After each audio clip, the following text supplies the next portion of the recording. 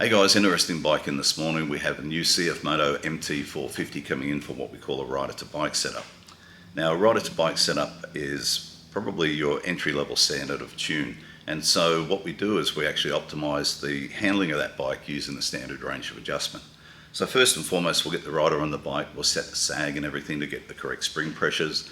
Then we'll take it for a ride and we'll see how that bike's steering, how it's managing the bumps, and particularly how it's holding up in the brakes. And so what we're trying to do is get maximum stability, maximum bump compliance, and maximum agility from the motorcycle.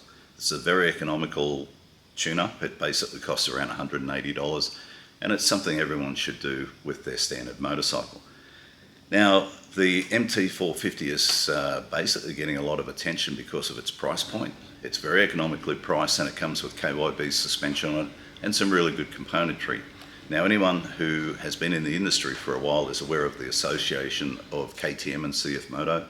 So I'm not sure exactly how much of KTM's technology is spilled into these bikes, but let's get it tested. Let's see what we need to do, and we'll outline our changes so that if you've got one of these bikes, you can do something similar yourself, or you can bring it in here and we can do it for you.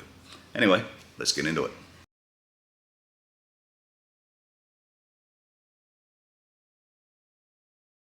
Taken this thing for a test ride, and the bike's in for a rider to bike setup, and basically we're going to try and extract the best possible performance from the stock motorcycle.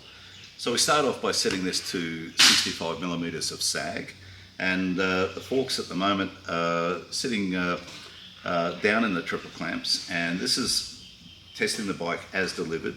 Basically for our rider weight we set it to 65, and what I'm finding is that I actually want a little bit more height in the rear and a little less in the front. My initial ride out on the road found that the front wanted to wander quite a bit, and it basically felt like there wasn't a whole lot of weight on it. So we're going to push the forks through, bring them up in the clamps, and add a little bit more preload to the rear. I found that the damping was definitely over damped. Now, I tested this on the road and I tested it on the dirt as well. And so I definitely want a little bit more life from the motorcycle, and so we've backed off the adjusters and we've freed up the movement from the bike, and we've got a much better result both on dirt and road at this point. And now we're going to try and set the geometry to get the most out of that. So we'll make these changes and go and test again.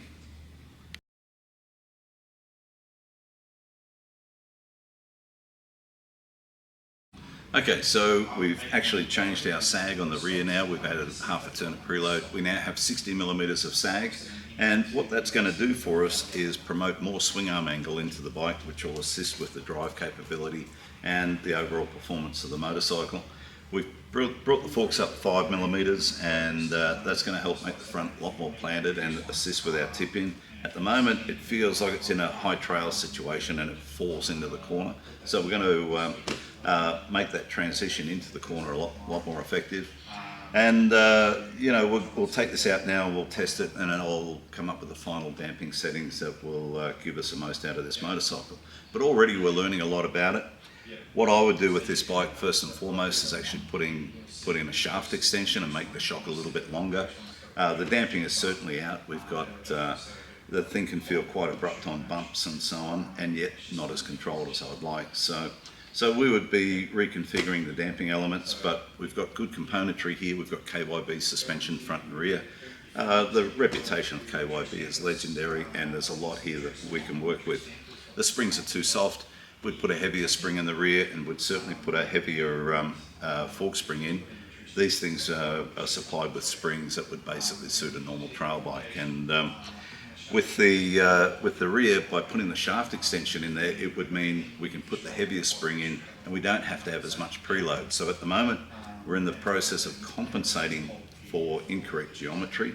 If we can correct that geometry, it means we can go back to more effective spring settings, more effective spring pressures, and we'll have a much more balanced motorcycle. But all this thing with testing is you're basically mapping out the direction that you would like to head your change towards and effectively create the most efficient motorcycle that you can.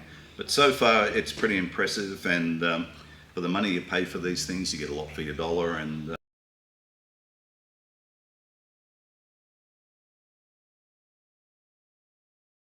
Okay, so we've had a very good result with the changes that we've made. We've now got the forks 8mm through the clamps. As I said, I'd like to raise this rear end by making the shock about 3mm longer. That's a very easy fix for us. Certainly we need some valving changes, as I said, different springs, but all in all we're heading in the right direction, and you know, we're making changes that are basically compensating for the lack of dimensions that we've got in the bike at the moment. So if I could make that shock longer, what it'll mean is I can back off the spring pressure and we'll get a nicer result again. We certainly need to adjust the compression in here. There is no external compression adjuster, and we find that that's inhibiting the movement. Normally that bleed that you get through that circuit creates a bit more freedom in the shock function. We don't have that at the moment, but we would engineer that into it with our changes. And basically with just springs and some damping modifications, we can get a really, really good result with this bike. So the gentleman that owns this machine will be doing those things later, and we'll certainly make another video and detail all the processes that we go through to get the most out of this bike. So far the basic ingredients are all there. All we need to do is get them in the right order and everything will work well. So pretty impressive, and like I said, for the money you get a lot of bike there. Looking forward to the next stage. Okay, thank you very much.